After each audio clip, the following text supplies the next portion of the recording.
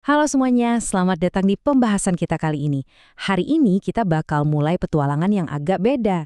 Kita bakal ninggalin skala manusia yang biasa kita lihat sehari-hari dan terjun bebas masuk jauh ke dalam dunia mikroskopis dari manufaktur mikroelektronik.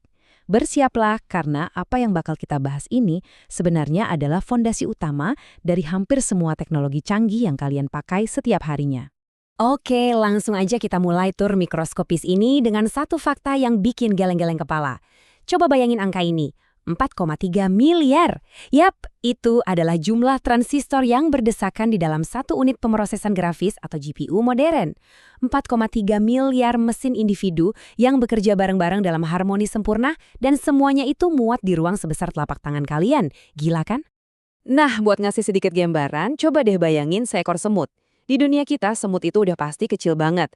Tapi di dunia mikroelektronik yang bakal kita masukin ini, semut itu ukurannya udah kayak raksasa. Jadi pertanyaannya, gimana caranya kita bisa membangun mesin super kompleks yang bahkan ukurannya jauh lebih kecil dari sebutir debu? Gimana kita memproduksi sesuatu nyaris di tingkat atom? Untuk ngejawab pertanyaan itu, kita punya peta jalan tur pabrik mikro kita hari ini. Pertama, kita bakal lihat apa itu revolusi skala mikro. Kedua, kita bakal masuk ke dalam ruang bersih mutlak. Ketiga, menyiapkan kanvas silikon. Dan yang terakhir, kita bakal bedah keajaiban utama dari pencetakan sirkuit, yaitu litografi. Oke, kita langsung masuk ke perhentian pertama, revolusi skala mikro. Disinilah kita bakal sadar kalau aturan main manufaktur tradisional benar-benar udah nggak berlaku lagi di skala ini. Gini, kalau kita mau bikin sesuatu, kayak misalnya roda gigi ukuran 100 mm, itu gampang kan? Kita tinggal ambil sepotong besi, lalu kita potong atau giling sampai bentuknya pas.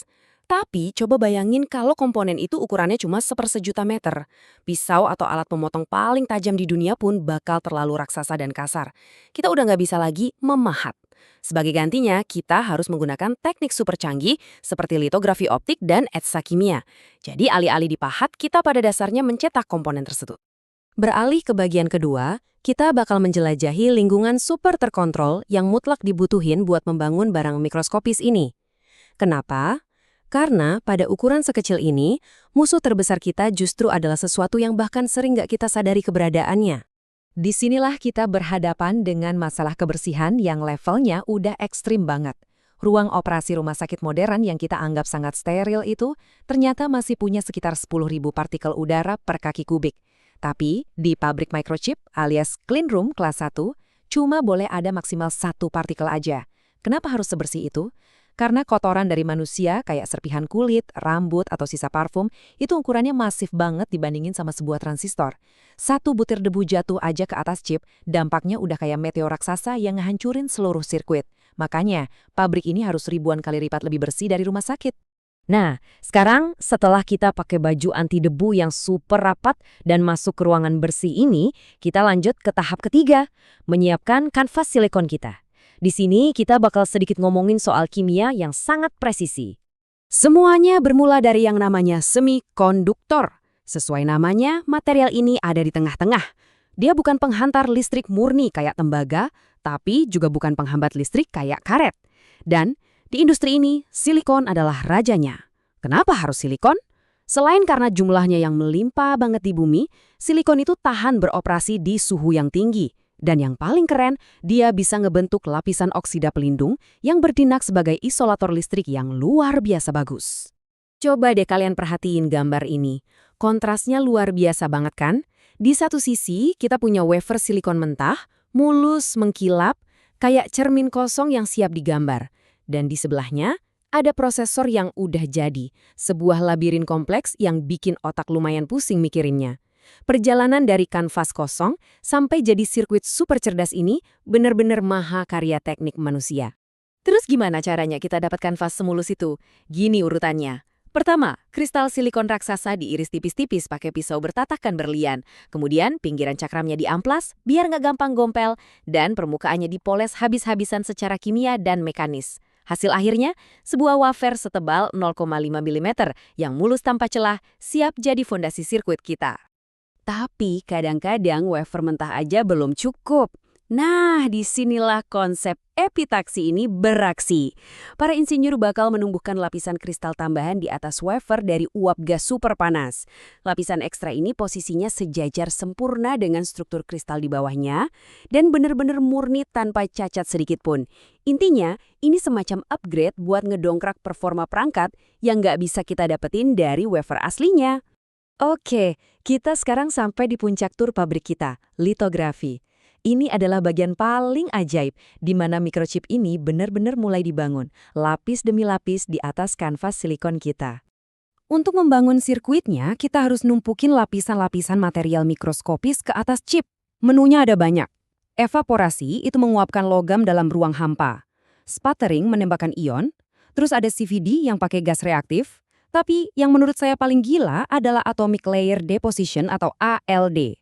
Dengan ALD, para insinyur bisa menyusun lapisan secara harfiah, atom demi atom. Tingkat kontrol yang mereka punya di level ini sungguh di luar nalar. Setelah lapisan-lapisan super tipis ini ditaruh, mereka tentu harus dilindungi. Di tahap ini, silikon kembali unjuk kemolehan. Chip bakal dimasukkan ke dalam tungku dan dipanggang di suhu sekitar 1100 derajat Celcius dalam ruangan yang penuh oksigen. Efeknya? Silikon tadi bereaksi dan secara harfiah menumbuhkan kulit pelindung dari dirinya sendiri yang kita sebut silikon dioksida. Ini krusial banget buat ngelindungin integritas komponen listrik yang ada di dalamnya. Nah, sekarang kita ke inti dari pencetakan ini, yaitu litografi. Buat ngebayanginnya gampang aja, ini persis kayak kalian pakai stensil yang super detail, atau mencetak foto dari roll film di kamar gelap. Bedanya, yang kita lakukan di sini adalah memindahkan cetak biru arsitektur sirkuit langsung ke atas wafer, tapi pada skala nanometer. Resep litografi ini benar-benar elegan. Pertama, wafer dilumuri semacam cairan polimer yang peka terhadap cahaya. Namanya photoresist. Terus kita tembakin cahaya ultraviolet lewat sebuah topeng atau reticle yang udah memuat cetak biru sirkuit kita. Bagian photoresist yang kena cahaya bakal luntung waktu dicuci, ninggalin pola stensil yang sempurna. Langkah terakhirnya, etsa, yaitu menghilangkan material silikon yang nggak terlindungi itu menggunakan gas atau bahan kimia. Dan ini dia hasilnya. Proses pelapisan, penyinaran, dan etsa ini diulang terus puluhan kali. Kayak ngebangun kota mikroskopis dengan banyak gedung pencakar langit. Pola-pola geometris yang kelihatan kayak labirin rumit ini sebenarnya adalah jalan tol untuk para elektron. Setiap kotak, setiap garis punya peran yang sangat penting buat bikin perangkat digital kalian bisa nyala dan berfungsi. Sebagai penutup tur virtual kita hari ini, saya pengen ninggalin satu pertanyaan filosofis nih yang bakal bikin kita mikir keras. Semakin kita menyusut mendekati tingkat atom, hukum fisika yang biasa kita kenal mulai bertingkah aneh. Konsep bagian mekanis tradisional mulai kehilangan maknanya. Jadi, pertanyaannya, apa yang bakal terjadi pas kita benar-benar nabrak tembok batas fisik absolut? Pas kita udah nggak bisa lagi ngecilin transistor karena ukurannya udah sebatas 1 atau 2 atom? Inovasi gila macam apa yang bakal gantiin pabrik mikro ini di masa depan? Sesuatu yang sangat layak buat dipikirin. Terima kasih banyak udah ikut tur luar biasa ini bareng saya, dan sampai jumpa.